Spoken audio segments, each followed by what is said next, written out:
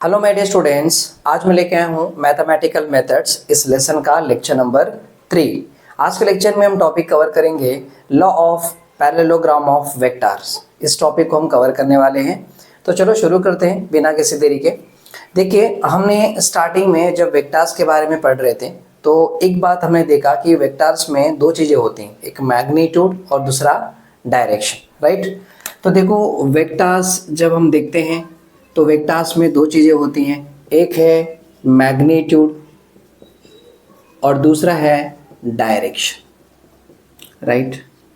अब मैग्नीट्यूड का मतलब क्या होना चाहिए, जिसमें एक नंबर और यूनिट होना चाहिए। जैसे एग्जांपल लिया, हमने कहा कि 5 मीटर, तो 5 में देखो यहाँ पर ये 5 क्या है, ये है नंबर हो गया और ये मीटर यूनिट हो गया। अब नंबर और यूनिट दोनों साथ में है, दैट मीन्स मैग्नीट्यूड हो गया। तो किसी भी वेक्टर क्वांटिटी के पास दो चीज़ें होनी चाहिए, मैग्नीट्यूड और डायरेक्शन।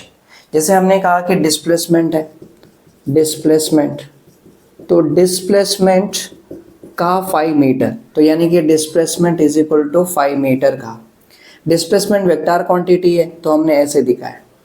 देखो यहाँ पर अभी जो x बता रहा है ये हो गया उसका मैग्नीट्यूड, क्योंकि नंबर और यूनिट साथ में है तो ये हो गया मैग्नीट्यूड। और ये जो एरो है वो क्या बता रहा है, डायरेक्शन बता रहा है।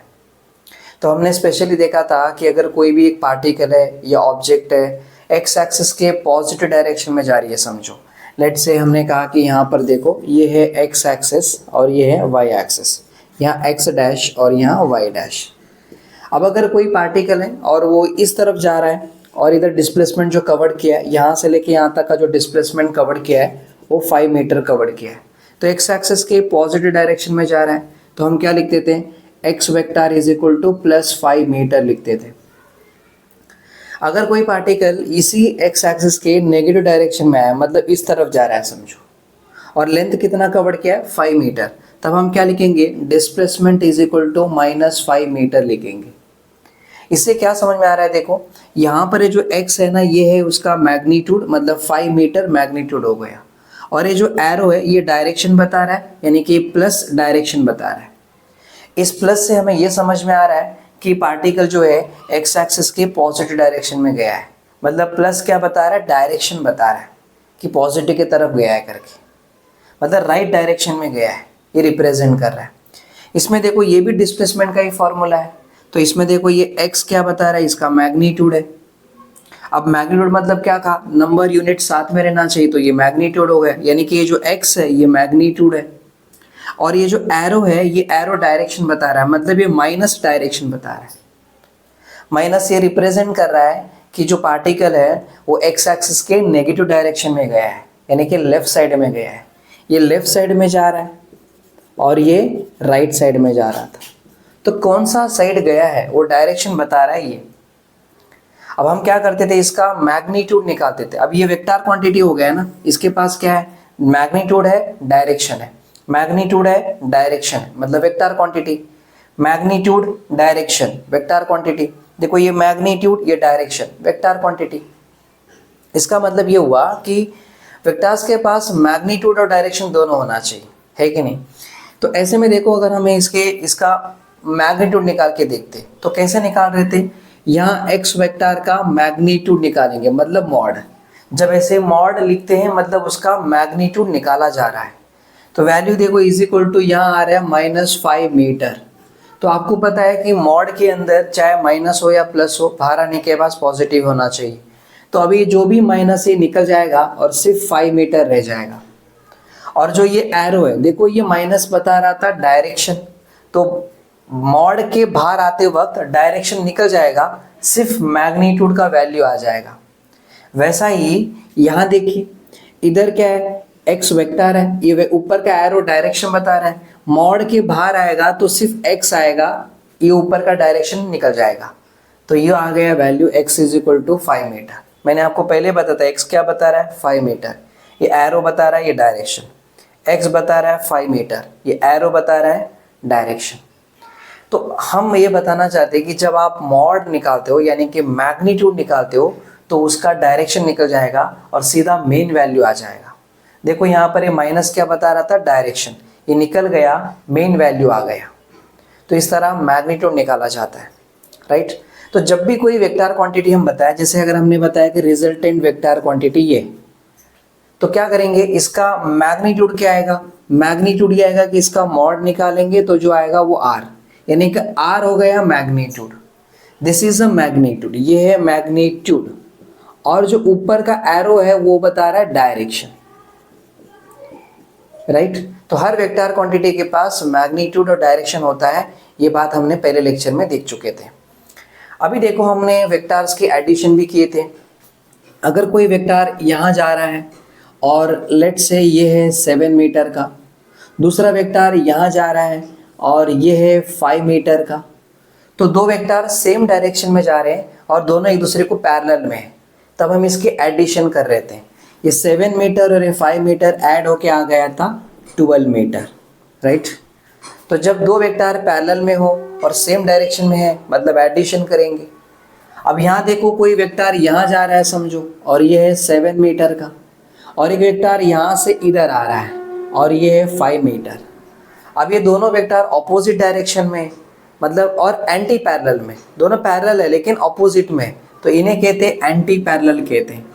This vector are antiparallel और ये है पैरेलल। तो पैरेलल में रहेगा तो उनका एडिशन किए, एंटी पैरेलल में रहा तो उसका सब्ट्रैक्शन करते। मतलब 7 मीटर में 5 मीटर निकल जाएगा, यहाँ से ऐसे गया और वापस 5 मीटर यहाँ तक कट हो गया, बचेगा ये वाला, यानी कि ये 2 मीटर रह जाएगा। तो जब एंटी पैरेलल में हो तो सब्ट्रैक्शन किए। अब अगर कोई वेक्टर पैरेलल या एंटी पैरेलल में नहीं है समझो, कैसे भी रैंडमली कहीं पर भी जा रहा है, लेट से कोई वेक्टर जा रहा होगा यहाँ पर और कोई वेक्टर जा रहा है यहाँ, ऐसे अलग अलग वेक्टर है। अब इसका नाम दे देता हूँ मैं, लेट से ये पी वेक्टर होगा और ये क्या है, क्यू वेक्टर है। अब मेरे लिए ये फर्स्ट वेक्टर है और ये क्या है, सेकेंड वेक्टर है। तो फर्स्ट वेक्टर का ये स्टार्टिंग पॉइंट है और फर्स्ट वेक्टर का ये एंड पॉइंट है। ये सेकेंड वेक्टर है, सेकेंड वेक्टर का स्टार्टिंग पॉइंट है, सेकेंड वेक्टर का एंड पॉइंट है, राइट। अब ये दोनों वेक्टर रैंडमली कहीं पर भी है, मैं इन दोनों को ज्वाइंट करा के रिजल्टेंट वेक्टर निकालना चाहता हूँ। तो कैसे ज्वाइंट करा रहे थे, फर्स्ट वेक्टर को मैंने यहाँ ले लिया और दूसरा जो वेक्टर है सेकेंड वेक्टर को यहाँ ज्वाइंट कराया, यानी कि फर्स्ट वेक्टर के हेड सेकेंड वेक्टर के टेल से ज्वाइंट करा दिया, और ये है पी वेक्टर और ये है क्यू वेक्टर। अब इन दोनों का रिजल्ट निकालना है। तो रिजल्ट निकालने का रूल ये था कि रिजल्टेंट वेक्टर जो है वो हमेशा फर्स्ट वेक्टर के स्टार्टिंग पॉइंट और सेकेंड वेक्टर के एंड पॉइंट ऐसे जाएगा वो, यानी कि इस तरफ जाएगा, ऐसे जाके यहाँ पर ज्वाइंट होगा, और ये हो गया था रिजल्टेंट वेक्टर। रिजल्टेंट वेक्टर का रूल ये था कि हमेशा फर्स्ट वेक्टर के स्टार्टिंग पॉइंट से वो स्टार्ट होगा, सेकेंड वेक्टर के एंड पॉइंट पे वो एंड होगा, और ये था रिजल्टेंट वेक्टर। और इस रिजल्टेंट वेक्टर का आंसर आएगा P vector plus Q vector, this P vector plus Q vector, इन दोनों का ही रिजल्ट आ गया, राइट। अब ये दिख रहा है कि देखो 3 साइड दिख रहे हैं यहाँ पर, तो ट्रायंगल में 3 साइड होते हैं, तो इसका नाम हो गया था triangle law of vector addition, triangle law of vector addition. और ये सारी जो बेसिक चीज़ें हैं हमने समझे थे। पर आज क्या करेंगे, देखो आज हम 2 वेक्टर को लेंगे ज़रूर। इसमें देखो कैसे थे, ये दोनों वेक्टर अलग अलग जगह पे थे, हमने उसे ज्वाइंट कराया। और ज्वाइंट कैसे कराए, फर्स्ट वेक्टर के हेड को सेकेंड वेक्टर के टेल से हमने ज्वाइंट कराया है और दोनों का रिजल्ट निकाले। पर आज क्या होगा कि ये जो 2 वेक्टर है ना, ये दोनों भी वेक्टर एक ही जगह पे स्टार्ट होंगे। मतलब एग्जांपल जगह यहाँ देखो, ये फर्स्ट वेक्टर है समझो, दिस इज पी वेक्टर, ये वाला पी वेक्टर, और दूसरा कौन सा है, क्यू वेक्टर, वो क्यू वेक्टर यहाँ जा रहा है ऐसे, यानी कि दोनों वेक्टर का स्टार्टिंग पॉइंट एक ही जगह पे, पी वेक्टर जहाँ से स्टार्ट हो रहा है क्यू वेक्टर भी वहीं से स्टार्ट हो रहा है, दोनों का स्टार्टिंग पॉइंट यहीं पर है। अब इन दोनों का रिजल्ट निकालना है हमें, और जो इन दोनों का रिजल्ट निकालने का जो तरीका है और जो टॉपिक बनेगा वही है law of parallelogram of vectors, जो आज हम पढ़ने जा रहे हैं। समझा? तो इससे एक बात समझ में आ गया, पहले सारे वेक्टर्स के एडिशन कैसे होते हैं और अभी जो हम वेक्टर के एडिशन करने जा रहे हैं वो कौन सा तरीका है, सब अलग अलग है। पैरेलल में रहा तो डायरेक्ट एडिशन, एंटी पैरेलल में रहा तो डायरेक्ट सब्ट्रैक्शन। अलग अलग वेक्टर रहेंगे तो उन्हें इस तरह ज्वाइंट करा के उनका रिजल्ट निकालेंगे, वह है triangle law of vector addition. अभी दो वेक्टर है, दोनों सेम जगह से स्टार्ट होने वाले, अभी उन दोनों का रिजल्ट निकालेंगे और वो है law of parallelogram of vectors जो हम पढ़ने जा रहे हैं। समझ में आ गया? तो चलो उसको हम शुरू करते हैं। आपकी पुरानी वाली बातें तो समझ में आ गई है, इसको निकाल लेते हैं।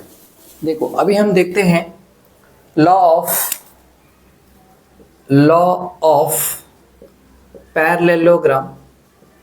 Parallelogram of vectors.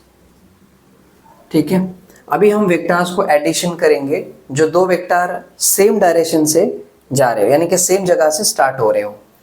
देखो एक वेक्टर है यहाँ पर, यह है पी वेक्टर, स्टार्ट हो रहा है ओ पॉइंट पे और यहाँ पर ए पॉइंट तक जा रहा है। दूसरा वेक्टर है वो यहाँ से स्टार्ट हो रहा है, ऐसे जा रहा है इस तरफ।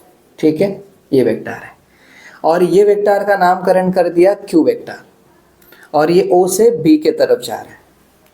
दोनों भी वेक्टर सेम जगह से स्टार्ट हो रहे हैं। अब इन दोनों वेक्टर के बीच में कुछ एंगल बनेगा, ये एंगल बनेगा थीटा। ठीक है, अब ये दोनों वेक्टर सेम जगह से स्टार्ट हुआ है तो ये मेरे लिए फर्स्ट वेक्टर है और ये सेकंड वेक्टर है। फर्स्ट वेक्टर का स्टार्टिंग पॉइंट ये है और फर्स्ट वेक्टर का एंड पॉइंट ये है। सेकंड वेक्टर का स्टार्टिंग पॉइंट ये है और एंड पॉइंट ये है।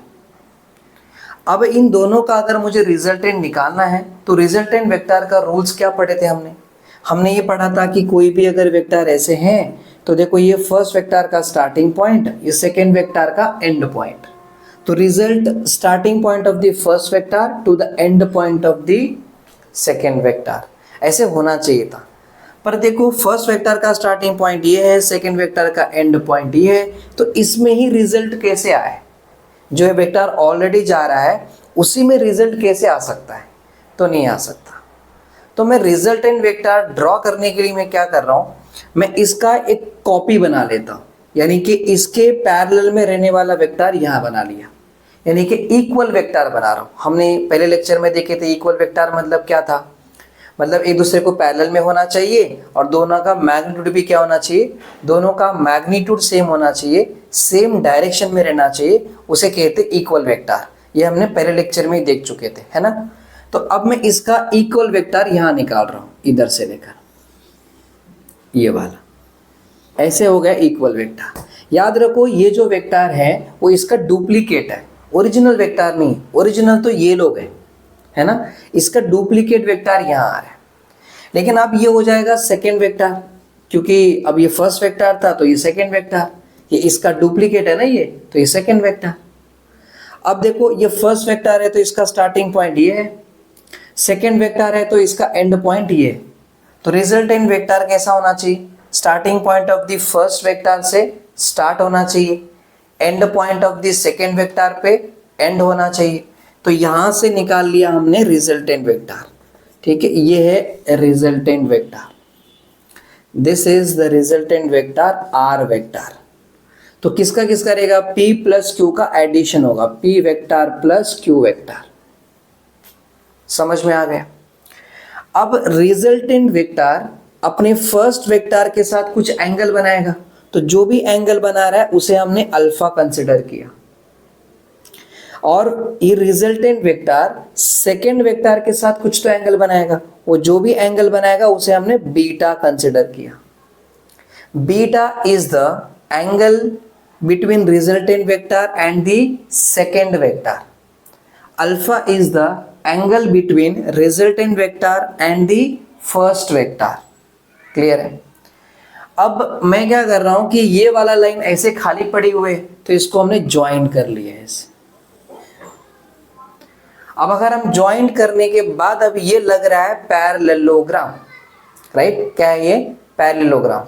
और हमने 9th में 10th में पढ़े थे पैरेललोग्राम के रूल्स क्या होता है, दो साइड अपोजिट साइड्स एक दूसरे को पैरेलल में होते हैं और इक्वल होते हैं। तो देखो ये और ये दोनों आपस में पैरेलल में है और इक्वल है, ये इक्वल वेक्टर्स हो गए। और मैं इसका ही यहाँ पर सामने निकाल दिया, ये इसको पैरेलल में है और इक्वल है, तो ये बन गया पैरेललोग्राम। पैरेललोग्राम में देखो, अब अगर आप कोई भी पैरेललोग्राम देखते हो, मतलब पैरेललोग्राम का अगर हम यहाँ पर डायग्राम निकाल लें तो ये पैरेललोग्राम है। इसमें देखो ये साइड और ये साइड को बोलते हैं एडजेसेंट साइड है, बाजू बाजू वाले साइड है कि नहीं? ये दोनों बाजू बाजू वाले साइड है, तो यानी कि बाजू बाजू वाले साइड में ये P वेक्टर और Q वेक्टर आ रहे हैं, और P वेक्टर Q वेक्टर के बीच में जो एंगल है वो है थीटा। ये बात ध्यान में रखो, इन तीनों का मतलब पता रहना चाहिए, अल्फा, थीटा और बीटा किसके किस पे बीच में रहता है। जो थीटा है ना वो फर्स्ट वेक्टर और सेकंड वेक्टर के बीच में, और अल्फा रिजल्टेंट वेक्टर और फर्स्ट वेक्टर के बीच में, और ये जो बीटा है वो सेकंड वेक्टर और रिजल्टेंट वेक्टर के बीच में। ये बात आपको समझ लेनी चाहिए। हो गई बात यहाँ तक आने क्लियर? अब जरा देखो, जब इसका स्टेटमेंट आपको बाय हार्ट करने के लिए बोलते हैं, यानी कि स्टेटमेंट आना जरूरी है, तो स्टेटमेंट कैसे समझेंगे? देखो यहाँ पर दो वेक्टर है, तो यहाँ हमने क्या कहा कि if two vectors of same type, ये सेम टाइप के वेक्टर है। सेम टाइप मतलब समझो, अगर ये 5 मीटर है और ये भी कितना, ये एग्जाम्पल लेता हूँ, ये 6 मीटर है और ये 5 मीटर है समझो, तो दोनों भी, अगर ये डिस्प्लेसमेंट का है तो ये भी डिस्प्लेसमेंट का वेक्टर होना चाहिए, अगर ये वेलोसिटी का है तो ये भी वेलोसिटी का होना चाहिए। तो two vectors are of the same type, ये सेम टाइप के होना चाहिए, और दोनों स्टार्ट एक ही जगह से हो रहा है, तो starting from the same point, तो क्या बोलेंगे यहाँ? Starting from the same point, same point से स्टार्ट हो रहा है, या ओरिजिनेटिंग बोल सकते हो, ओरिजिन भी एक ही जगह से हो रहा है। स्टार्टिंग की जगह पे आप ऐसे बोल सकते हो कि originating from the same point, ठीक है। अब दोनों को हमने क्या रिप्रेजेंट किया है? देखो दोनों का मैग्नीट्यूड है और डायरेक्शन है, इसका भी मैग्नीट्यूड है, डायरेक्शन है, क्योंकि ये वेक्टर क्वांटिटी है तो मैग्नीट्यूड डायरेक्शन रहेगा। तो यहाँ क्या बोलेंगे? Are represented in magnitude and direction, if two vectors are of the same type starting from the same point are represented in magnitude and direction। ये हो गया। अब आप पैरेललोग्राम दिख रहा है तो ये दोनों एडजेसेंट साइड हो जाएंगे यहाँ पर, तो क्या बोलोगे यहाँ पर? By adjacent sides of parallelogram. Parallelogram का ये एडजेसेंट साइड से रिप्रेजेंट कर दिया, राइट। तो अब इन दोनों का क्या आ रहा है? रिजल्टेंट आ रहा है। देन देयर रिजल्टेंट वेक्टर, ये देन देयर रिजल्टेंट वेक्टर।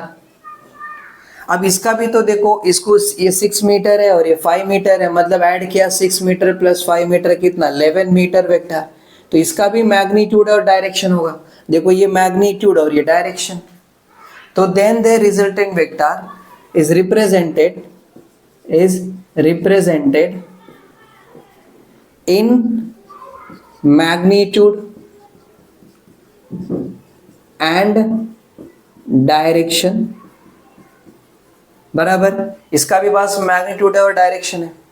अब अगर आप ये पैरेललोग्राम आपको दिख रहा है तो ये तो एडजेसेंट साइड हो गया, तो ये क्या दिख रहा है? ये डायगोनल लग रहा है, क्योंकि पैरेललोग्राम में हमने ऐसे पढ़े थे, ये क्या होते? ये डायगोनल होते, तो ये डायगोनल है। तो क्या बोलेंगे? बाय डायगोनल साइड, या diagonal of the parallelogram, diagonal of the parallelogram. और ये कहां से स्टार्ट हो रहा है? ये भी वहीं से स्टार्ट हो रहा है जहां पर दोनों वेक्टर स्टार्ट हुए थे। फर्स्ट वेक्टर सेकंड वेक्टर जिस पॉइंट से स्टार्ट हुए थे, रिजल्टेंट वेक्टर भी उसी पॉइंट से स्टार्ट हुआ है। तो starting from the same point, starting from the same point, ठीक है, सेम जगह से क्या हुआ है? स्टार्ट हुआ है। ये है उसका स्टेटमेंट। तो आपको एग्जाम में जब 4 मार्क्स का क्वेश्चन आएगा ना, तो आपको स्टेटमेंट लिखना होता है और डायग्राम ड्रॉ करना होता है, और उसके बाद आपको डेरिवेशन लिखनी होती है। तो याद रखना कि स्टेटमेंट ये है, हर एक जगह पे मैंने मीनिंग समझाकर ये स्टेटमेंट लिखा है। अब आप इसको मैं ये स्टेटमेंट को बैठ करना आपके लिए और भी आसानी हो जाएगा। क्या बोलोगे? If two vectors are of the same type, दो वेक्टर सेम टाइप के हैं, starting from the same point या फिर originating from the same point, are represented in magnitude and direction, दोनों के पास मैग्नीट्यूड है, डायरेक्शन है, बिकॉज ए वेक्टर क्वांटिटी है, तो are represented in magnitude and direction by the adjacent sides of a parallelogram, adjacent sides of a parallelogram, then the resultant vector, दे उसका resultant vector, उसके पास भी magnitude है, direction है, तो is represented in magnitude and direction by the diagonal of the parallelogram, या फिर diagonal side of the parallelogram। आप diagonal लिखा तो भी चलेगा, side नहीं लिखा तो भी चलेगा, तो diagonal of the parallelogram starting from the same point, उसी point से start हो रहा है। ये आपका स्टेटमेंट है जो आपको एग्जाम में लिखने के लिए आता है, तब जब आप हैड करोगे तो आपके लिए इजी हो जाए, इसलिए मैंने समझा दिया है। अब हम आगे ये देखते हैं, इस डायग्राम को देख के समझते। देखो एक बात तो समझा कि यहाँ पर देखो ये वेक्टर और ये वेक्टर दोनों सेम, मतलब ये दोनों भी क्या है? सेम है। तो आप क्या बोलोगे यहाँ पर? O B vector equals to, देखो यहाँ पर एक पॉइंट बताता हूँ, A C vector is equal to क्या है? Q vector. तो ये हो गया क्यू वेक्टर, ठीक है। मैं अब यहाँ पर देखो इसको निकाल लेता हूँ, क्योंकि अभी हमें डेरिवेशन करनी है तो जगह चाहिए, तो मैं इसे हटा देता हूँ।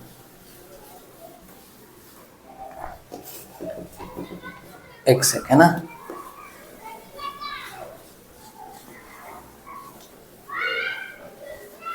ठीक है। देखो तो अभी हम देखते हैं, यहाँ देखो ये O B vector is equal to A C vector is equal to Q vector आ गया। अब देखो ये ओ ए वेक्टर जितना रहेगा वो पी वेक्टर हो जाएगा, तो क्या बोलोगे यहाँ पर? O A vector is equal to P vector. दूसरा देखो ये O C vector is equal to R vector हो जाएगा, O C vector is equal to R vector. तो यहाँ पर देखो आपको क्या समझ रहा है कि आर वेक्टर जो है वो क्या आ रहा है? P vector plus Q vector आ रहा है, तो P vector plus Q vector आ रहा है। क्लियर है? हमें क्या करना है? देखो अब ये आर वेक्टर आपको दिख रहा है, आर वेक्टर है, तो इसमें आर क्या है? मैग्नीट्यूड है, और ये एरो क्या बता रहा है? डायरेक्शन बता रहा है। तो पहले मैं मैग्नीट्यूड निकालूंगा, मतलब जो रिजल्टेंट आंसर आ रहा है ना, रिजल्टेंट का मैग्नीट्यूड निकालूंगा। मतलब इस डेरिवेशन का पार्ट कैसे बनेगा? फर्स्ट हमें ये निकालना है कि आर निकालना है, और बाद में ये डायरेक्शन निकालना है। देखो ये डायरेक्शन कैसा दिख रहा है आपको? अब जरा सोचो, यहां जा रहा है, इस रिजल्टेंट वेक्टर ये है ना, तो इधर कुछ तो एंगल बनेगा। अब मान के चलो अगर मैंने यहां बोल दिया कि 30 डिग्री है, तो रिजल्टेंट वेक्टर 30 डिग्री बन रहा है।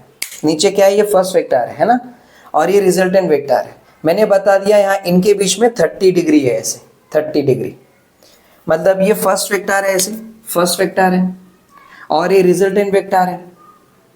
मैंने बोल दिया यहाँ पर 30 डिग्री है, तो आप इमेजिन कर सकते हो। एग्जाम्पल मैंने बोला ये जो पूरा लेंथ है ना, ये 11 मीटर का है, तो यहाँ से होगा 11 मीटर, राइट। और कौन से डायरेक्शन में होगा? इस डायरेक्शन में। अगर लेट से यहाँ पर मैं 60 डिग्री बोल दिया होता तो 11 मीटर तो होता, लेकिन 60 मतलब ऐसे ऊपर। अगर 90 बोल दिया होता तो सीधा। यानी कि हम एंगल से डायरेक्शन डिसाइड कर सकते हैं ना, तो आपको एंगल निकालना है, ये वाला एंगल, यानी कि ये एंगल। तो आप क्या करोगे? पहले तो आप इसकी वैल्यू निकालोगे, ये आर का वैल्यू कितना आता है, यानी कि मैग्नीट्यूड निकालोगे, और बाद में क्या निकालोगे? डायरेक्शन निकालोगे। डायरेक्शन मतलब क्या? ये वाला एंगल अल्फा निकालोगे, क्योंकि अल्फा का एंगल समझ जाएगा तो आप डिसाइड कर सकते हो कि कहाँ गया होगा। 30 मीटर मतलब इधर गया होगा, 60 मीटर मतलब थोड़ा ऊपर गया होगा, 90 मीटर मतलब ऐसे गया होगा, है ना। तो आप डायरेक्शन कैसे डिसाइड करोगे? किधर? जैसे एग्जांपल लेके समझते हैं कि अगर मैंने आपको बोल दिया कि यहाँ से आप इधर खड़े हो, अब एक लड़का दौड़ते हुए आ रहा है समझो, अब हम उसको ढूंढ रहे और वो आपके पास से गया, मैं आके आपको पूछूंगा वो लड़का कहाँ गया, तो आप बोलोगे सर इधर गया, या इधर गया, या इधर गया। कैसे बताओगे? डायरेक्शन बताओगे ना, ऐसे गया, या ऐसे गया, या ऐसे गया। क्या बता रहे हो? डायरेक्शन। और डायरेक्शन यहाँ पर कैसे डिसाइड हो रहा है? एंगल से डिसाइड होगा। कौन से एंगल में जा रहा है? 30 डिग्री में जा रहा है या 45 डिग्री में जा रहा है? कौन से एंगल में रिजल्टेंट जा रहा है, वो एंगल निकालना है। एंगल मतलब डायरेक्शन। तो हम पढ़ने क्या जा रहे हैं, ये जो रिजल्टेंट वेक्टर है ना, रिजल्टेंट वेक्टर में ये उसका मैग्नीट्यूड है और ये उसका डायरेक्शन है। तो फर्स्ट पार्ट हमारा ये है, हम उसका मैग्नीट्यूड निकालेंगे और सेकेंड में हम उसका डायरेक्शन निकालेंगे। समझा? ये हमारा काम है आज के लेक्चर में। क्लियर हो रही है मेरी बात?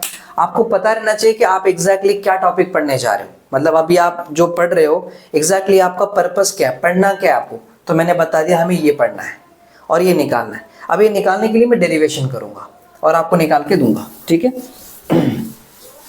देखो यहाँ तक कहानी क्लियर हो गई। अब थोड़ा सा काम चालू करेंगे। देखो इसको एक्सटेंड करेंगे, मतलब धीरे धीरे हम इसको आगे एक्सटेंड किया ऐसे ऐसे, यानी कि OA वेक्टर को हमने एक्सटेंड किया है। और ये जो दिख रहा है ना यहाँ पर सी पॉइंट से लेके नीचे एक लाइन को ड्रॉप कर रहा हूं, ये लाइन आ गए यहाँ पर। अब ये इसको एक्सटेंड कर लिया हमने। अब जरा देखो OA वेक्टर को एक्सटेंड किया है ना, तो उसी का डायरेक्शन में जा रहा है। और ये जो AC वेक्टर है वो किसका कॉपी था, OB वेक्टर का कॉपी था, मतलब इसको पैरेलल में था। तो जिस डायरेक्शन में ये जा रहा है उसी डायरेक्शन में जा रहा है। तो देखो ये वेक्टर ही ये है और यही वेक्टर आगे गया है। तो इस वेक्टर और इस वेक्टर के बीच में एंगल कितना बना है, थीटा बना है। तो फिर ये वेक्टर और ये वेक्टर में एंगल कितना बनना चाहिए, थीटा बनना चाहिए, क्योंकि यही वेक्टर यहाँ है, यही वेक्टर यहाँ है, क्योंकि इसी को एक्सटेंड किया है हमने और इसका ही पैरेलल में यहाँ बनाया गया है। तो जो इनके बीच में एंगल बनेगा वही एंगल यहाँ बनना चाहिए। तो थीटा एंगल बन गया, है ना। अब मैं ऊपर से एक लाइन खींचा हूं और ये लाइन इस लाइन के ऊपर 90 डिग्री बना रहा है, मतलब मैंने परपेंडिकुलर ड्रॉ किया और यहां पर एक पॉइंट को डिनोट किया, वो है D पॉइंट। अब हम डेरिवेशन को सॉल्व करते हैं और एक एक करके धीरे धीरे आगे बढ़ते हैं, ठीक है। सबसे पहला मैं यहां पर लिख रहा हूं कि from figure in triangle, triangle कौन सा लेता हूं, देखो यहां लेता हूं ADC, ये वाला ट्रायंगल लेते हैं ADC। इस ट्रायंगल में यहां पर अगर पाइथागोरस थ्योरम अप्लाई करोगे तो 90 डिग्री के सामने वाला साइड है हाइपोटेनियस और बाकी ये दो साइड है ना। तो अभी मैं पहले यहां पर क्या करता हूं, देखो इधर cos थीटा निकाल लेता हूं। cos थीटा चाहिए। cos थीटा का फॉर्मूला क्या होता है, एडजेसेंट अपॉन हाइपोटेनियस। तो इसका एडजेसेंट है AD, तो यहाँ लिख लिया हमने AD, और इसका हाइपोटेनियस है AC, तो यहाँ लिख लिया हमने AC। नाउ देखो यहाँ cos theta is equal to, ये जो AD दिख रहा है वो AD को हमने वैसे ही रख दिया। नाउ यहाँ AC है, AC कितना आ रहा है, AC is equal to Q। देखो ये AC कितना है, Q है ना, तो AC के जगह पे क्या लिखोगे, Q लिख दोगे। अब वेक्टर नहीं लिख रहा हूं मैं, क्योंकि आपको पता है कि AC vector is equal to Q vector हम लिख रहे थे। वेक्टर में है ना यहाँ पर एरो दिख रहा है, एरो मतलब क्या, डायरेक्शन। अब मुझे डायरेक्शन नहीं निकालना है, मुझे मैग्नीट्यूड निकालना है, उसका मेन वैल्यू निकालना है। तो मैं डायरेक्शन को अभी यहाँ पर नहीं लूंगा, तो डायरेक्ट उसकी मैग्नीट्यूड, ये वाला। एक बात याद रखो, मैग्नीट्यूड का मतलब क्या, किसी भी वेक्टर में अगर कोई R वेक्टर है तो मैग्नीट्यूड R हो जाएगा, सिर्फ R, वो क्या रहेगा, मैग्नीट्यूड। अगर P वेक्टर है तो सिर्फ P जो है वो होगा उसका मैग्नीट्यूड। ऊपर तो डायरेक्शन बताता है ना, वो समझ में आ रहा है। तो यहां हमने ऐसे लिख लिया। अब देखो मुझे AD चाहिए, तो क्रॉस मल्टीप्लाई करो तो Q cos थीटा हो जाएगा। तो ये हो गया इक्वेशन नंबर 1, ठीक है। दूसरा, यहीं से मैं साइन थीटा निकाल लेता हूं। Sine theta is equal to opposite upon hypotenuse. Sine theta क्या है कि थीटा के सामने ऑपोजिट क्या है, ये DC है, तो ऑपोजिट हो गया DC, और हाइपोटेनियस क्या है, यहाँ AC है, तो ये हो गया AC, ठीक है। देखो थीटा के सामने ऑपोजिट और हाइपोटेनियस है AC। Now sine theta is equal to, जो DC है, DC वैसा ही रहेगा, उसका कुछ वैल्यू नहीं है। AC का तो वैल्यू है, AC कितना है यहाँ पर, Q, तो देखो यहाँ Q लिख लिया। Now DC is equal to cross multiply करो Q इंटू साइन थीटा, ये हो गया इक्वेशन नंबर 2। तो ये इक्वेशन 2 हो गई, राइट। अब इक्वेशन 1 और 2 हो चुका है। नेक्स्ट, इसी में हम क्या करेंगे, पाइथागोरस थ्योरम अप्लाई करेंगे। तो by Pythagoras theorem, Pythagoras theorem. इस थ्योरम से देखो ये हमारा हाइपोटेन्यूस है, तो हाइपो स्क्वायर मतलब AC square is equal two adjacent अपना एडजो स्क्वायर, एडजो कौन है AD, तो AD स्क्वायर प्लस अपना ये वाला ओप्पो कौन है यहाँ DC, तो DC का स्क्वायर। ये पाइथागोरस थ्योरम से आया और इसको इक्वेशन नंबर हम क्या करेंगे, इक्वेशन नंबर रिप्रेजेंट कर देंगे 3rd। This is equation number 3। Clear हो गई? यहां तक तो पूरी बातें क्लियर है, कोई डाउट नहीं आ रहा है, राइट? अब आगे बढ़ते हैं। ये हो गया। अब हम इसी फिगर में से ये ट्रायंगल को लेते हैं। अभी ये वाले फिगर में हमने कौन सा ट्रायंगल लिया, ये वाले ट्रायंगल को लिया, राइट? अब मैं इसी फिगर में से इस ट्रायंगल को लेता हूं। देखो ट्रायंगल है ODC, ये वाले ट्रायंगल को लेते हैं, ठीक है, इस ट्रायंगल को। तो अब मैं लेने जा रहा हूं ट्रायंगल, यहीं से ले लो, जगह बचाना है अपने को ना। तो देखो फ्रॉम फिगर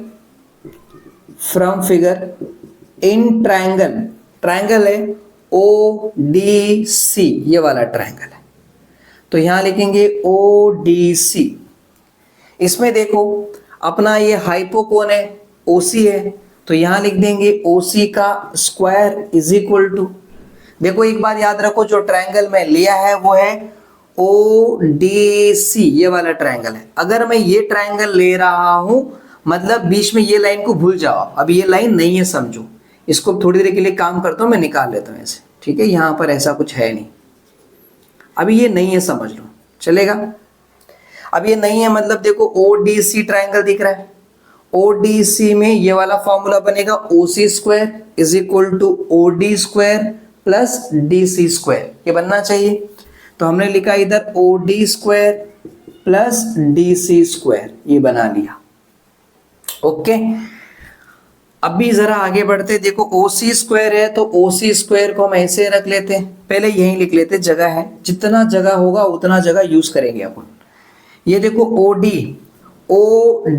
OD में कौन कौन आते, O से लेके A प्लस A से लेके D, यानी कि OD में OA प्लस AD ये दोनों भी आते हैं। तो OD के जगह पे क्या लिखोगे, OA प्लस AD, और यहां पर होल है तो होल स्क्वायर, और प्लस बाजू में क्या है, DC का स्क्वायर। आपको नीचे दिख रहा है ना, वहां पर दिखना चाहिए, गुड गुड, बढ़िया, यहां तक हो गई, ठीक है। अब यहां देखो OC square is equal to, अभी ये A plus B whole square हो रहा है, हमने फॉर्मूला क्या पढ़े थे, A plus B whole square का फॉर्मूला आता था A स्क्वायर प्लस 2AB, तो 2AB प्लस ये B का स्क्वायर, मतलब A का स्क्वायर करो B का स्क्वायर करो, और ये प्लस है तो प्लस रखो, और 2AB तीनों को मल्टीप्लाई करो। वैसे देखो यहाँ पर ये A हो गया, ये B हो गया, A स्क्वायर मतलब OA square plus 2 into A into B, यानी कि 2 इंटू OA और फिर AD, right, plus of B square मतलब AD स्क्वायर प्लस ये बाजू का क्या है, DC स्क्वायर, तो DC स्क्वायर। यहां तक अपना फॉर्मूला था, फॉर्मूला लग गया, प्लस बाजू का DC स्क्वायर है वो हमने लिख दिया, ठीक है। देखो अभी हम क्या करेंगे, यहां पर ये जो OC स्क्वायर है ना उसको ऐसे रख लेते हैं, और ये जो OA स्क्वायर है उसे भी हमने वैसे रख लिया, 2 इंटू OA ऐसे रख दिया। दूसरा देखो ये AD दिख रहा है, AD देखो AD इज इक्वल टू कितना है, Q cos थीटा, तो AD के जगह पे मैं क्या लिखूंगा, Q cos थीटा लिख दूंगा, हो गया, ठीक है। प्लस एक काम करते, इसको अभी नहीं लिखते, आपको लास्ट में बताते हैं, ठीक है। प्लस देखो ये AD square plus DC square को देखो, यहां पर AD square plus DC square, देखो AD square plus DC square क्या आ रहा है, AC स्क्वायर, यानी कि इस टर्म के जगह पे हम ये लिख सकते हैं ना, तो क्या करेंगे, यहां लिख दूंगा AC स्क्वायर लिख दिया, हो गई। ये AC स्क्वायर आया कहां से, इस इक्वेशन से आया, तो बाजू में लिख दो फ्रॉम इक्वेशन कितना है, ये 3 है, तो फ्रॉम इक्वेशन नंबर 3 हो गई। आगे देखो, अब OC, अब इसको ड्रॉ कर लेते हैं अपन, इसको भूल गए थे ना थोड़ी देर के लिए हम, अभी याद कर लो। हाँ, भूलने में आप एक्सपर्ट हो, भूल जाते हो बहुत सारी चीजें, भूलना नहीं है, थोड़ी देर के लिए भूलना था, हमेशा के लिए नहीं है। तो यहाँ पर ऐसा रहेगा। देखो अब ये OC कितना आ रहा है, OC आ रहा है R, है ना, OC कितना R है, तो यहाँ पर OC स्क्वायर मतलब क्या लिखोगे, R square. Next OA, OA कितना है, P, इधर सब लिखा है मैंने, OA स्क्वायर मतलब P स्क्वायर प्लस 2, देखो OA मतलब P है ना, OA मतलब P। नेक्स्ट यहाँ पर क्या दिख रहा है, AD कितना आ रहा है, AD is equal to Q cos theta, तो AD के जगह पे लिख देता हूं Q cos theta plus AC इकडे बघा, AC किती आहे, Q है ना, AC is equal to Q, तो AC स्क्वायर मतलब Q स्क्वायर। और ध्यान रखो ये Q cos थीटा कहां से आया, Q cos थीटा इक्वेशन 1 से आया, तो क्या लिखोगे यहां पर, फ्रॉम 1, तो 1 से आ गया, फॉर्मूला बन गया। इसको जरा प्रॉपर लिखता हूं, देखो R स्क्वायर, पहले मैं P स्क्वायर लिख लिया, बाद में Q स्क्वायर लिख लिया, उसके बाद इसको लिखता हूं 2PQ cos थीटा, हो गया। लेकिन मुझे R चाहिए ना, R का स्क्वायर नहीं चाहिए, तो हम क्या करेंगे, स्क्वायर को हटाएंगे तो यहाँ पर स्क्वायर रूट आ जाएगा, तो R is equal to under root of P square plus Q square plus 2PQ cos theta, देखो ये आ गया, हो गई। हमने क्या कहा था, रिजल्टेंट वेक्टर का क्या निकालना है, मैग्नीट्यूड, यानी कि R निकालना है। ये मैग्नीट्यूड है कि नहीं, ये R हो गया, R निकालना है, देखो R निकाल लिया। समझ में आ गया क्या, हाँ या ना। एक एग्जांपल, एक क्वेश्चन लेके समझते, देखो देखो P कितना लिया है हमने 6 मीटर, और ये कितना लिया है 5 मीटर, और इन दोनों के बीच में अभी के लिए हम एग्जांपल लेके समझते 60 डिग्री बन रहा है, कितना 60, मतलब मान के चलो कि ये अपना P वेक्टर है और ये Q वेक्टर है, और इनके बीच में एंगल जो थीटा है ना वो है 60 डिग्री। अब इधर हम पुट करते हैं R is equal to under root of, देखो P कितना है, P था अपना 6 मीटर और ये था 5 मीटर, है ना, तो P स्क्वायर मतलब 6 का स्क्वायर और Q स्क्वायर मतलब 5 का स्क्वायर। नेक्स्ट टू P का वैल्यू कितना 6, Q का वैल्यू 5, और यहाँ cos थीटा कितना आ रहा है 60 डिग्री आ रहा है ना, 60 डिग्री आ रहा है, तो R is equal to under root of 6 square 36, 5 square 25, और देखो ये 2 इंटू 6 5 जा कितना 30, और cos 30 का वैल्यू होता है 1/2, है ना, ट्रिग्नोमेट्री पढ़ चुके हैं हमने 10th स्टैंडर्ड में, तो cos 30 का कितना वैल्यू आता है 1/2 आता है, ये 2 कट गए, तो अभी कितना बचा यहाँ पर, देखो इधर कैलकुलेट करेंगे, ये 36 है और ये 25 है ना, 36 और 25 आया, तो लेट से कितना हो गया 30 और 20 50, और ये आ जाएगा 61, है ना, देखो 30 और 20 50 और ये 61, और ये आ रहा है 30, मतलब ये हो जाएगा अंडर रूट ऑफ, इन दोनों को ऐड किया तो कितना हो गया 91, कितना 91। अभी देखो हम अगर इसको सॉल्व करेंगे तो 91 का स्क्वायर रूट निकालेंगे, अब स्क्वायर रूट निकालेंगे तो कितना आ जाएगा, देखो 9 9 जा 81 आता है, 9 9 जा 81 मतलब ये कुछ 9 पॉइंट समथिंग में इसका नंबर आएगा, 9.425 कुछ तो नंबर आएगा। स्क्वायर रूट टेबल देखना है, इसको सॉल्व करना है, समझा मैंने क्या कहा, इसको हम ऐसे निकालेंगे। अगर सोचो मैं इसको ऐसा कोई नंबर लिया होता, यहाँ पर ले लिया मैंने 8 और यहाँ ले लिया 6, तो आप क्या करते, यहाँ पर 8 लिखते, यहाँ 6 लिखते, यहाँ 8 लिखते, यहाँ 6 लिखते, फिर देखो 8 6 जा कितना 48 हो जाता, यहाँ पर आता 36, यहाँ आता 64, और देखो ये कट जाते, ये 48 ये 100, मतलब यहाँ पर देखो ये 100 हो गया और ये कितना 48, मतलब 148 आ गया। अब इसको अगर स्क्वायर रूट निकालते तो कितना आता है, ये 12 जा 144, यहाँ पर 48 है मतलब 4, तो कुछ पॉइंट में आएगा, जैसे मान लो कि 12.16 ऐसा कुछ आ गया, तो ऐसे नंबर आएगा, यानी कि R का वैल्यू कितना हुआ, इतना हुआ।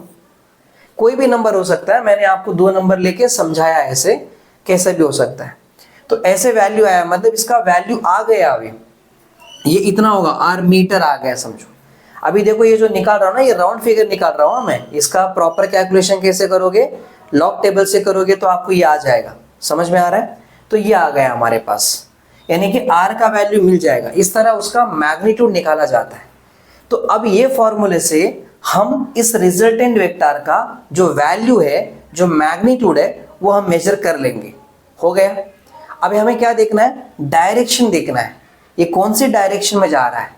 तो डायरेक्शन के लिए क्या निकालना पड़ेगा, ये एंगल निकालनी पड़ेगी, क्योंकि इस एंगल से डिसाइड होगा कि कौन सी एंगल में जा रहा है, कौन सी डायरेक्शन में जा रहा है। 30 डिग्री बताया तो ये डायरेक्शन में, 60 बताया तो ये डायरेक्शन में, है कि नहीं। यहाँ पर 70 बताया तो ये डायरेक्शन में, 90 बताया तो सीधा, समझा। तो ये एंगल से तय करेंगे कि वो कौन से डायरेक्शन में जा रहा है। तो हमें क्या निकालना है, ये एंगल निकालना है। तो इस एंगल को निकालने के लिए हम फिर से इसको रफ कर लेते हैं, क्योंकि ये हमको समझाना था। इसको निकाल लेते हैं। देखो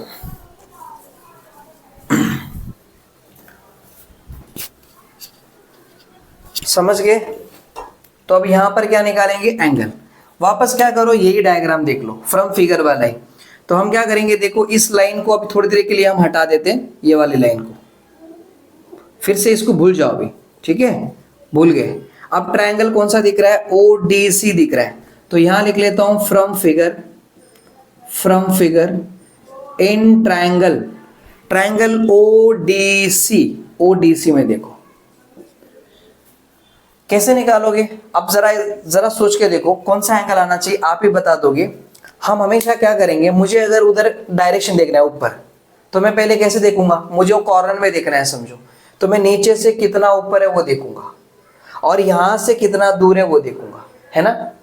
मतलब इधर से कितना दूर और वहां से ऊपर कितना दूर, तभी तो मुझे वो एंगल दिखेगा। यानी कि मैं यहां पर रुकूं, इधर खड़ा हूं, ठीक है, मुझे यहां देखना है, तो मैं कैसे देखूंगा, यहां से कितना ऊपर है और यहां से कितना दूर है। क्योंकि ये वाला वैल्यू मुझे पता है, आर का वैल्यू अभी हमने सॉल्व किया ना, तो वो तो पता चल ही गया है हमको। यानी कि ये आर की जो वैल्यू है इधर से इधर कितना है, वो हमें पहले से पता है। यानी कि वी नो दैट, हमें ये पता है, हमें यहां देखना है। तो हम क्या डिसाइड करेंगे, नीचे से ऊपर कितना है और यहां से इधर कितना है। यानी कि ये साइड और ये साइड इंपॉर्टेंट है। और अगर हम इधर खड़े तो हमारे सामने वाली साइड है, तो ये ऑपोजिट साइड हो गया, ये है ऑपोजिट साइड।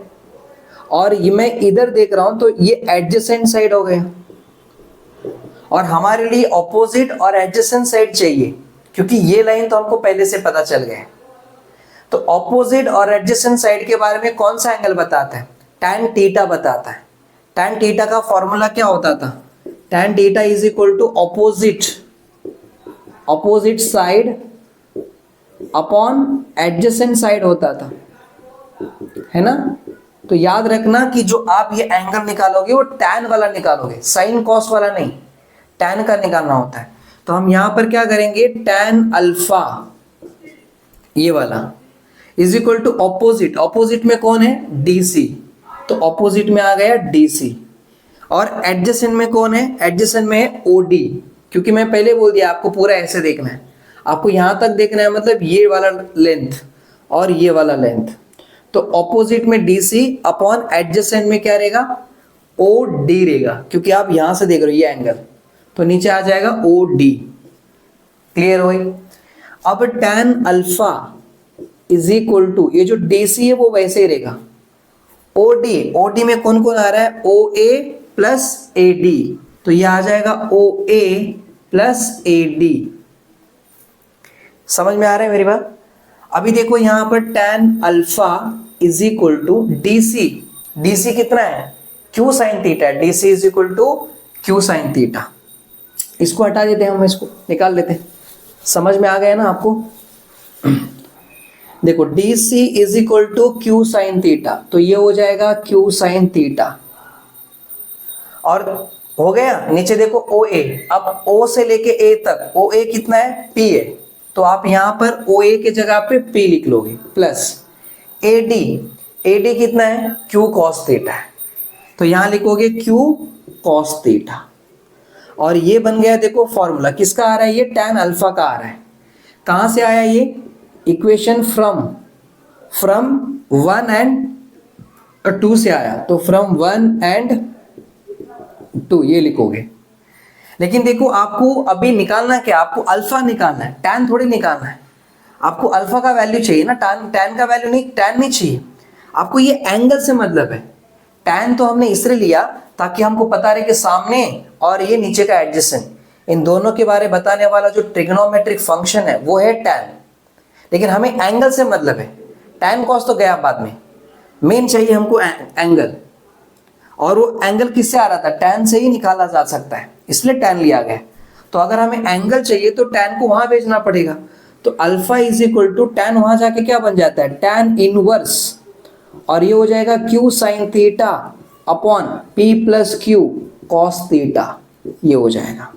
और आ गया आपका मेन फॉर्मूला एंगल निकालने का। समझ में आ गया, इसको ऐसे निकाला जाता है, ये बात अच्छे से समझ लीजिए।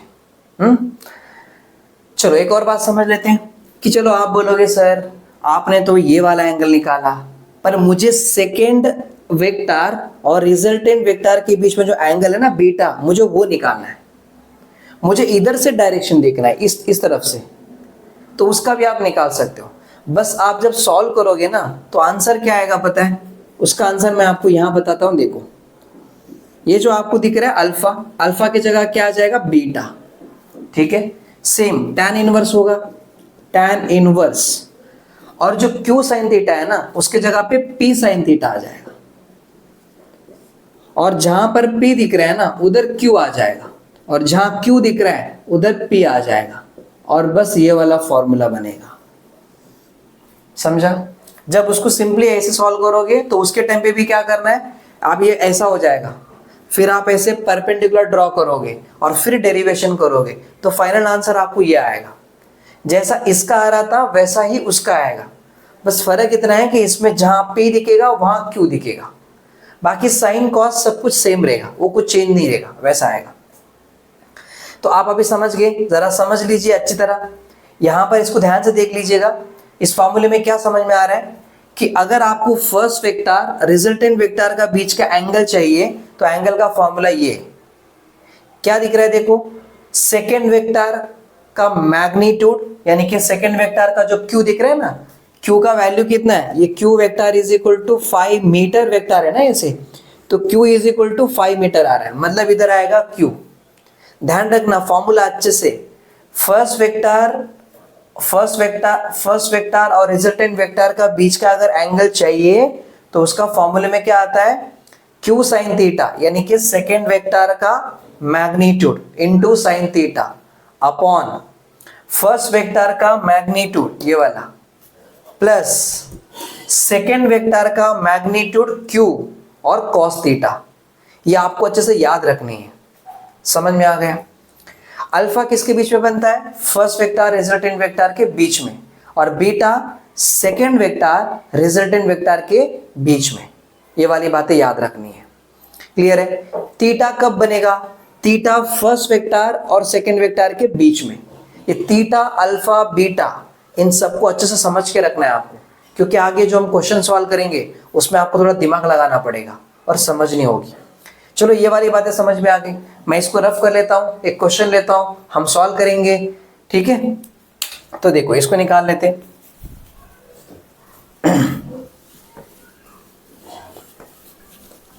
अभी हम देखते हैं, एक क्वेश्चन लेते हैं और सॉल्व करके देखेंगे। क्वेश्चन क्या है देखो, water is flowing in a stream with velocity 5 kilometer per hour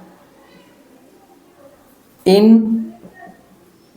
an easterly, मतलब ईस्ट क्या, ईस्टर्ली डायरेक्शन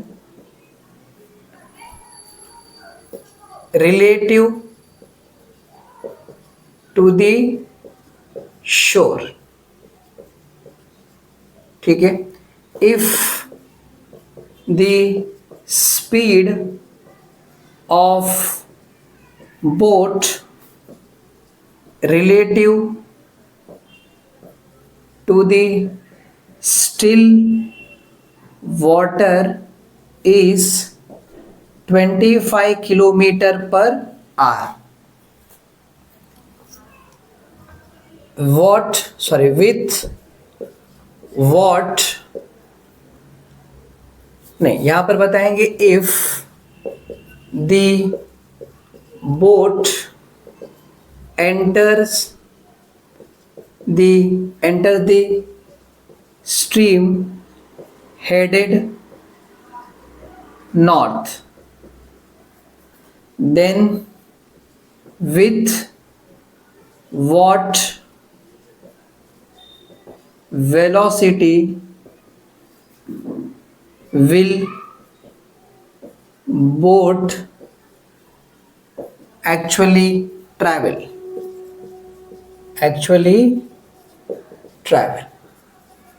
सवाल क्या है देखो जरा, क्या बोला है, water is flowing in a stream with velocity 5 kilometre per hour in an easterly direction, मतलब ईस्ट में जा रहा है, रिलेटिव टू द शोर। समझा क्या, मतलब जो शोर है उसके रिलेटिव में ईस्ट डायरेक्शन में वाटर फ्लो होके जा रहा है एकदम स्ट्रीम लाइन में। If the speed of the boat relative to the still water is 25 kilometer per hour. If the boat enters the stream water या enters the stream headed north, मतलब heading north कि यानी कि ये किस direction आ रहा है, यहाँ पर नॉर्थ डायरेक्शन में जा रहा है। With what velocity will boat actually travel, मतलब मीनिंग समझाते हैं, समझ के चलो। देखो आपको पहले से पता है कि हम जब भी पृथ्वी को निकाल के देखते हैं तो आपको ये पता है कि ये वाला होता है वेस्ट और ये होता है ईस्ट, ये है नॉर्थ और ये है साउथ। मतलब अभी यहाँ से है ना पानी की लहरें आ रही है, बहुत तेजी से पानी की लहरें आ रही है यहाँ से इस तरफ। अब देखो ये वेस्ट से ईस्ट के तरफ जा रही है और ऊपर क्या होगा, नॉर्थ होगा और यहाँ होगा साउथ। यहाँ पर क्या हो रहा है, पानी की लहरें एकदम स्पीड से जा रही है ऐसे, ठीक है, ऐसे इस तरफ, और ये है वेस्ट। मान के चलो कि यहाँ से पानी आ रहा है, इधर से इस साइड से पानी आ रहा है, बहुत ही स्पीड से आ रहा है। अब बहुत ही मतलब कितनी स्पीड से यहाँ पर पानी आ रहा है, पानी का जो स्पीड है ना यहाँ पर इस तरफ आ रहा है वो है 5 किलोमीटर पर आवर की स्पीड से, यानी कि इस डायरेक्शन में पानी का स्पीड है जो वाटर फ्लो होते आ रही है स्ट्रीम लाइन पे, ठीक है। अब हुआ क्या है कि देखो यहाँ पर है ना, इधर पानी जो है ना, मतलब ये साउथ है। अब क्या हो रहा है, यहाँ से देखो इधर का जो पानी है, समझो यहाँ पर इधर का जो पानी है ना, ये वाला पानी यहाँ पर पूरा ये साउथ है, इधर से जा रहा है, और यहाँ पर जो पानी है ना पूरा स्टेबल है, मतलब बहुत ज़्यादा फ्लो नहीं हो रहा है, ये स्टेबल वाटर है, एकदम नॉर्मल है ऐसे, ठीक है। और यहाँ से लहरें जा रही है, ऐसे लहरें इस तरफ जा रही है ऐसे। अब बोट क्या कर रहा है, जो नाव है ना यहाँ पर, अब इधर से पानी का जो स्पीड है, यानी कि वाटर एकदम स्पीड से फ्लो के आ रहा है, और इसका स्पीड कितना है यहाँ पर 5 किलोमीटर पर आवर की स्पीड है, इस तरफ जा रहा है ऐसे, और यहाँ से वो नाव लेके आ रहा है, ठीक है। अब नाव का एक काम करते हैं, यहाँ पर समझ के चलो, ये नाव है, ठीक है, नाव है, नाव लेके यहाँ से आ रहा है। अब होगा क्या, देखो उसको नाव लेके यहाँ से आना है, तो इसका जो स्पीड है ना, नाव की जो स्पीड है, वो नाव की स्पीड इस तरफ है, और कितना है 25 किलोमीटर पर आवर की स्पीड से वो आ रहा है यहाँ से। पानी यहाँ से आ रहा है स्पीड से, और ये नाव लेके यहाँ से जा रहा है, मतलब ये समझो कि ये इधर है, ऐसे इधर जा रहा है, और पानी यहाँ से स्पीड से आ रहा है। इधर का जो पानी है ना, इधर का पानी स्टिल वाटर है, मतलब रिलैक्स पानी है, फ्लो नहीं हो रहा है, बहुत शोर यहाँ नहीं हो रहा है, एकदम स्पीड से पानी फ्लो नहीं हो रहा है, रिलैक्स पानी है, स्टेबल वाटर है, ठीक है। क्या बोला है, देखो water is flowing in a stream with velocity 5 kilometre per hour, 5 kilometre per hour की स्पीड से पानी फ्लो हो रहा है इन एन ईस्टर्ली डायरेक्शन, यानी कि ईस्ट के तरफ, ईस्ट ये हो गया ऐसे इस तरफ, रिलेटिव टू द शोर, शोर मतलब ये किनारा, किनारा से इस डायरेक्शन में पानी जा रहा है, रिलेटिव मतलब यहां से पानी इस तरफ जा रहा है, ठीक है। If the speed of boat relative to the still water, मतलब ये जो स्टिल वाटर है पानी स्टिल है, मतलब स्टेबल पानी है, उसके ऊपर क्या कर रहा है, बोट जा रहा है। तो स्टिल वाटर के ऊपर बोट की स्पीड कितनी है, इतनी है। समझ में आ गया। अब ये बोट इस लहरे के अंदर एंट्री करने वाला है, अभी तक एंट्री नहीं किया, वो यहां पर ही है, अब इसके अंदर एंट्री करेगा। तो if the boat enters the stream heading the north, उसको नॉर्थ की तरफ जाना है, उसको ऐसे जाना है, समझे, ये नॉर्थ है और वो साउथ में, अब वो ऐसा आ रहा है, नॉर्थ की तरफ जाना है उसको, और अब ये लहरे के अंदर एंट्री करने वाला है। तो जब एंट्री करेगा, एंट्री करके जब वो इस तरफ पहुंचेगा तो कितनी स्पीड से पहुंचेगा, वो पूछ रहे। अब जरा समझो, एक बात पहले इधर समझ लो, ये नॉर्थ है, ईस्ट है, तो यानी कि ये नॉर्थ ईस्ट कहलाता है, नॉर्थ ईस्ट हो जाएगा ये, मतलब नॉर्थ की तरफ और ईस्ट की तरफ, इस साइड नॉर्थ ईस्ट हो जाएगा। इस तरफ देखो ये नॉर्थ वेस्ट हो जाएगा, इस तरफ ये क्या रहेगा, यहाँ पर देखो वेस्ट है साउथ है, यानी कि इधर देखो यहाँ पर वेस्ट साउथ, और इधर क्या है, साउथ ईस्ट हो गया, मतलब इधर गया तो साउथ ईस्ट। अब ये जो बंदा है जो बोट चला रहा है, बोट लेके जा रहा है ना, ये है नॉर्थ है और वो इधर पहुंच गया है, अब उसको जाना है इसके अंदर, इधर सीधा। लेकिन जरा सोचो ना, पानी एकदम स्पीड से यहां से लहरें आ रही है और वो बोट लेके जा रहा है, पानी उधर से आ रही है, बोट ऐसे जा रहा है, मतलब पानी यहाँ का स्पीड लेके आ रहा है 5 किलोमीटर पर आवर, और ये सीधा जा रहा है ऐसे। तो मुझे बताओ, सीधा जाएगा तो क्या सीधा पहुंच पाएगा, नहीं ना, पानी की लहर है उस बोट को टकराएगी, तो बोट थोड़ा थोड़ा इधर इस तरफ सरकेगा, मतलब ईस्ट की तरफ सरकेगा। पर अगर स्पीड बढ़ा दिया वो तो पहुंच के जाएगा, है कि नहीं, यहाँ पर तो कुछ तो स्पीड बढ़ानी पड़ेगी, कुछ तो स्पीड लेके जाना होगा, तो कितनी स्पीड लेके वो यहाँ आएगा वो देखना है। मैं जानता हूं शुरुआत वो इधर है, मतलब यहाँ पर देखो पानी इधर से आ रहा था, अब वो यहाँ पर है, पहुंचना उसको इधर है, लेकिन उधर डायरेक्टली उधर नहीं पहुंचेगा, थोड़े साइड में पहुंचेगा वो। तो अभी इसको समझते हैं, देखो इस डायग्राम से पानी की स्पीड कितनी हो रही है, 5 किलोमीटर पर आवर यहां से आ रही। हमारा बोट है ना, इधर से इधर जाना चाहता है, यहां पर इसका डायरेक्शन इधर था, है ना, इस तरफ था यहां पर, और कितनी थी, 20 kilometre per our, 20 kilometre per hour की स्पीड से जा रहा है। लेकिन पहुंचेगा कहां पर, वो कहीं इधर पहुंचेगा, है कि नहीं, क्योंकि निकला इस तरफ जा रहा था और पानी की स्पीड वहां से आ रही है, तो पहुंचेगा कहीं यहां पर, क्योंकि ऐसे जाएगा, पानी इसको धक्का मारेगा, थोड़ा थोड़ा करके उधर पहुंचेगा, उस तरफ पहुंचेगा, यहां पहुंच जाएगा, है ना। चलो इसको एग्जांपल नाम दे OAB, ऐसे मैंने बता दिया। तो ये स्टार्टिंग वेक्टर हो गया मेरा फर्स्ट वेक्टर, और ये सेकंड वेक्टर है। देखो ये स्टार्टिंग वेक्टर यहां से इधर गया, सेकंड वेक्टर यहां से इधर गया, तो starting point of the first vector, and point of the second vector, तो ये बन जाएगा रिजल्टेंट वेक्टर, यानी कि रिजल्टेंट वेलोसिटी आएगा। ये बोट की वेलोसिटी है और ये पानी की वेलोसिटी है, उधर से जो फ्लो क्या आ रहा है ना, ये वाला पानी की वेलोसिटी, और ये बोट की वेलोसिटी है। तो जब बोट यहाँ पहुंचेगा, मतलब इधर से निकलकर मान लो यहाँ पर एंट्री मारी, इधर से इधर पहुंचेगा, तो जो बोट की स्पीड होगी यहाँ पर, वो रिलेटिव वेलोसिटी होगी, और हमें ये निकालना है, समझा। अब जरा समझो, फर्स्ट वेक्टर सेकंड वेक्टर के बीच में एंगल कितना बनेगा, 90 डिग्री, क्योंकि ये सीधा जाना चाहता है ऐसे, पानी की स्पीड यहाँ पर है ना, देखो पानी यहाँ जा रहा है ऐसे, पानी की स्पीड इधर और इसकी स्पीड इधर, दोनों के बीच में एंगल कितना बना, 90। पानी ऐसा आ रहा है, बोट ऐसा गया, तो दोनों के बीच में एंगल कितना बना, 90 बना। बाद में बोट सरक गया आगे आगे जाके, है ना, तो यहाँ पर एंगल 90 बन गया, कोई दिक्कत। अब रिजल्टेंट वेक्टर का फॉर्मूला क्या पढ़े थे हमने, इसको देखो, ये फर्स्ट वेक्टर है तो इसको हम क्या मान लेंगे, P, और इसे Q मान लेंगे। तो फॉर्मूला क्या था, R is equal to under root of P square plus Q square plus 2PQ cos theta. अब बताओ फर्स्ट वेक्टर सेकंड वेक्टर के बीच में जो एंगल बनेगा वो क्या होता है, थीटा, और कितना है यहाँ पर 90 डिग्री बनेगा इधर।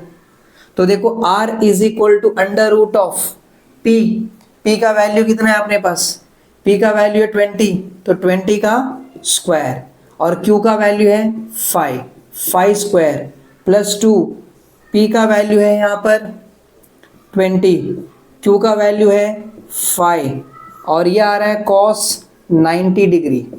अब ज़रा देखो यहाँ r is equal to under root of 20 का स्क्वायर होता है 400 और ये 25 और देखो इन सबको वैसे रखूँगा क्योंकि आगे जाके ये 0 होगा। cos 90 डिग्री का वैल्यू कितना होता है 0, तो ये पूरा टर्म क्या हो जाएगा 0, मतलब ये पूरा 0 हो जाएगा। तो इन शॉर्ट में यहाँ पर हमें क्या बचेगा अंडर रूट ऑफ 400 प्लस 25 बचेगा और प्लस क्या है वो 0 है, यानी कि r is equal to under root of 425 हो जाएगा।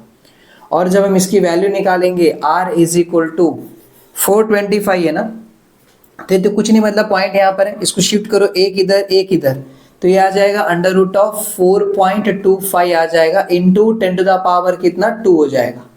r इज इक्वल टू, अब हम क्या करेंगे लॉग कैलकुलेशन से निकालते हैं क्योंकि हर स्क्वायर रूट हम निकाल नहीं सकते, तो क्या करने का स्क्वायर रूट के टेबल में जाने का, स्क्वायर रूट वाला टेबल, एक मिनट रुको और हम निकाल लेते हैं। स्क्वायर रूट में गया 4.2 का 5 में देखने का, तो हमने देखा 4.2 का 5 में, 4.2 का 5 उसमें आ रहा है 2.062 आ रहा है, 4.2 का 6 ना, 4.2 का 5 सॉरी 4.2 का 5, 4.2 का 5 है 2.062 और देखो ये बाहर आएगा तो कितना होगा, पहले इसको दिखा देता हूँ। 4.25 ये बाहर आएगा तो 10 टू द पावर प्लस 1 क्योंकि यहाँ पर 2 है, बाहर आएगा तो 1। r इज इक्वल टू इसका वैल्यू कितना आ रहा है 2.062 आ रहा है, 062 10 टू द पावर कितना 1 आ गया। r इज इक्वल टू एक बार पॉइंट को यहाँ शिफ्ट किया तो 10 टू द पावर -1 आएगा, मतलब 20.62 और ये 10 टू द पावर 1 है, एक बार यहाँ किया तो 10 टू द पावर कितना आएगा -1 प्लस 1 जाएगा तो इतना बचेगा, इतना किलोमीटर पर आवर की स्पीड हो गई। ठीक है, ये वैल्यू, ये क्या है रिजल्टेंट वेलोसिटी है, इतनी स्पीड से आना चाहिए। पहले कितनी स्पीड से आ रहा था वो 20 किलोमीटर पर आवर की स्पीड से आ रहा था। पानी की स्पीड यहाँ से कितना है 5 किलोमीटर पर आवर की स्पीड है, तो जैसे पानी की स्पीड उधर से आ रहा है तो इसने क्या किया बोट की स्पीड थोड़ी और बढ़ा दी, कितना बढ़ा दिया 0.62 किलोमीटर पर आवर की स्पीड बढ़ा दिया। ठीक है, अब सवाल है कि पहुंचेगा कहां पर, वो इधर पहुंचेगा क्या, नहीं, स्टार्ट तो यहां पर ऐसे किया था, यहां नहीं पहुंचेगा, वो कहीं दूर जाके पहुंचेगा, यानी कि नॉर्थ ईस्ट वाले एरिया में जाके पहुंचेगा, है कि नहीं यहाँ पर।